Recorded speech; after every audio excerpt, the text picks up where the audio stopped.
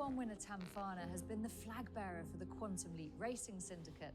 I've come here to her based at her trainer David Munitier's in beautiful West Sussex to find out a little bit more about one of these highlight lots for the Scepter Sessions.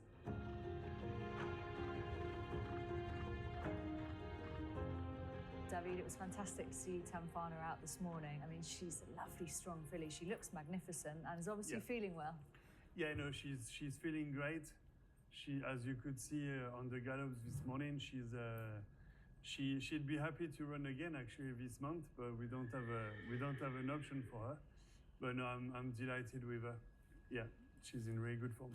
We discussed her humble beginnings, if you like. Yes. How has her development been over the years that you've had her? When she first arrived as a yearling, she wasn't the most eye-catching horse, but she's improved physically very, very swiftly. But from a week to the next, I remember Quantum Leap having several visits, but actually at least a couple of visits during the spring, and from the first to the second visit, they couldn't recognize her. And you could literally see her putting on weight and developing on a weekly basis, which is quite rare. But she's now a pretty adult filly. I don't think she will change much more. She's 500 kg. And yeah, she's a looker. She has a nice bum, good girth, really good girth, and yeah, nice and strong. And she had that development in the back end of her 2-year-old year. Was it at that stage that you started to get real high hopes for her? We've always felt that she was a nice filly. Laetitia, who's been looking after the filly for the last 2 years, actually told us in March as a 2-year-old that she felt the filly was exceptional. And for once, she was right. She was right in spades, wasn't she? Yes. No, so she always showed plenty of talent, but I felt she was just too weak to start before she did. We started racing quite late. She had her first race at Foslas. I think if she had started sooner, she probably would have won the Marcel Boussac, because she came to hand quite quickly in late summer, and I still don't understand how she got beat first time out at Foslas. Yeah, it's amazing looking back. And obviously she then went on to win her Group 3 in France. Did you go into the winter thinking, we've got a classic filly on our hands? We certainly hope so, because she was showing plenty on the gallops. The way she won a maiden at Kempton and the Group 3 in France was really, really impressive. And we had the Christmas party that year, and I did put my neck on the line and said, I think she's the best filly I've ever trained. Obviously, they thought I was drunk. But yeah, I wasn't far off right on that one. Absolutely. It must have been agonizing in a way, though, to come so close in the Classic. Honestly, the Guineas, I was extremely confident because she had a really good prep. She came on a lot for the prep in the Impudence, and the filly that beat her in the Impudence was short favorite by her. She was quite short in the betting of the Guineas, and I thought there's no way I can't beat that filly this time round, which gave us a really good chance, even though she was 66 to 1. I was really confident. I'm adamant she would have won the race if she had had the clear run. And do you think at that stage people were in danger of pigeonholing her? You know, it was soft ground when she won her Group 3 in France. Coming into fast ground Guineas, they thought they had a German-bred filly kind of in a box there, and my word, she proved everyone wrong, not just there, but throughout the season with how versatile she was. It was a bit of a gamble to go for the Guineas rather than the Poule d'Essai the following week, but we just felt the filly was absolutely thriving in training. So I thought rather than wait another week and be drawn 14 of 14, we might as well give it a go. It was bittersweet, obviously, because it makes all the difference. Had she won the 1,000 Guineas, it would have been fantastic for the owners and myself. It would have been my first classic in the UK. But it's still a bit sore when we talk about it, you know, because you never really quite get over those things until you win one, I suppose. Yeah, it's still time. Yeah. it opened the door for some ambitious campaigning then, because she proved to you that she was a bona fide top draw horse.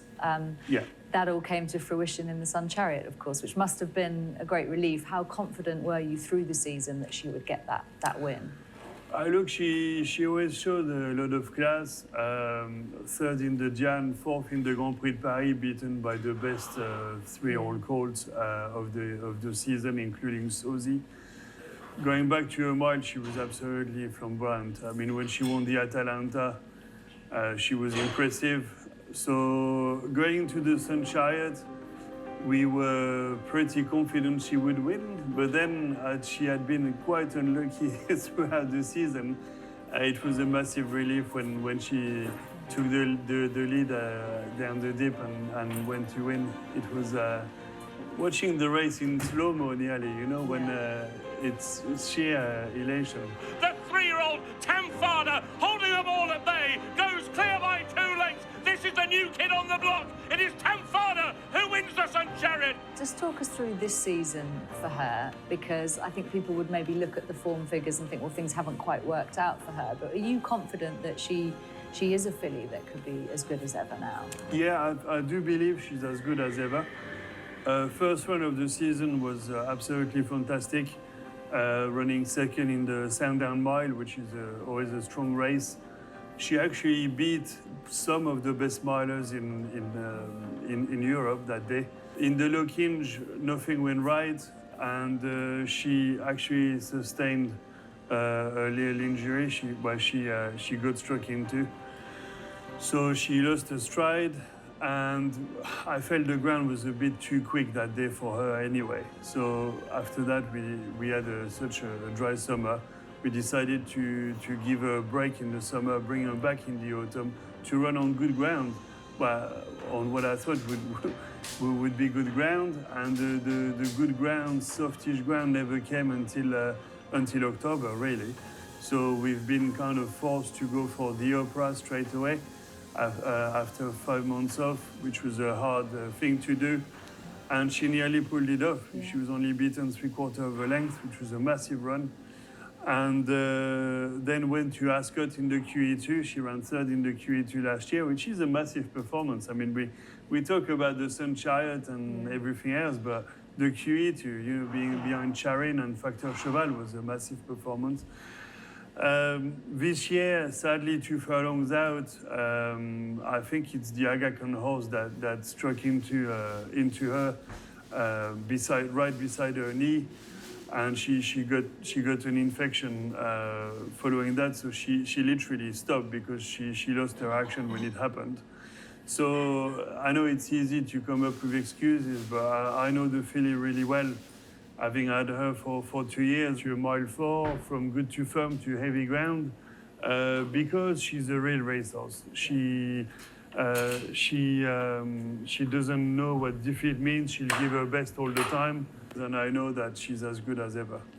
So ideal scenario, David, she goes through the sales ring and makes a lovely sum for her owners. The new owners send her back to David Monissier for her 5-year-old career.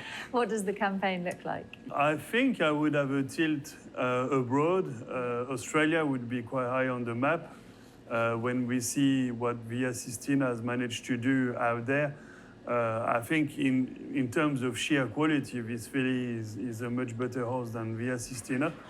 So I think I would be interested to explore that, and probably some races in America as well, you know, on the East Coast. I think Del Mar was a bit daunting this season for a filly like her, but because of the ground. But on the East Coast in the States, I think she would have some lovely pots to win as well. And of course Europe, because to me, she's still one of the best fillies in Europe, if not the best.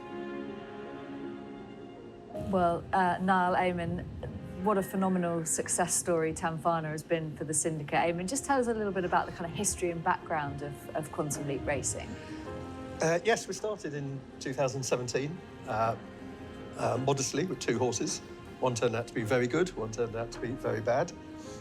But the very good one sold to Hong Kong Started the model first, really, because it allowed us to replenish the pot by 5 the following year and progress from there. I mean, every single year we've had a good horse from modest numbers. We bought 5 every year. Since then, 10 this year, so we're expanding a little bit. We've expanded slowly and organically, so it's always been by referral, so people in the syndicate introducing friends, family and others. So it's had a nice atmosphere about it. Everybody's become friends and got to know new friends and stuff like that. So it works on every level, on a sporting level and on a social level. And it's not a surprise that it has taken the step up this season on the back of Tamfana's campaign, Niall. I mean, what an amazing kind of filly to have sourced from humble beginnings, really. Yeah, completely. And credit for sourcing her goes to Jeremy Brummett, who's purchased all of our yearlings since 2017. Tamfana's kind of taken us to new heights in the wider scheme of things, brought us to the public consciousness that bit more. I mean, this year we managed to buy 10 yearlings and all of those are already fully sold out. So I think that shows just how significant Tamfana was, both for her owners, but also the syndicate as a whole, and giving us that platform to grow and hopefully do what we're doing on a larger scale moving forwards. How difficult a decision was it, Niall, to bring this filly to sale?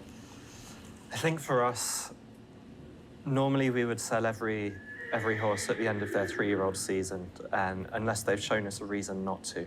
So the model is, unless they're going to be a Group 1 horse, which is the goal, we set out as yearlings to find Group 1 winners.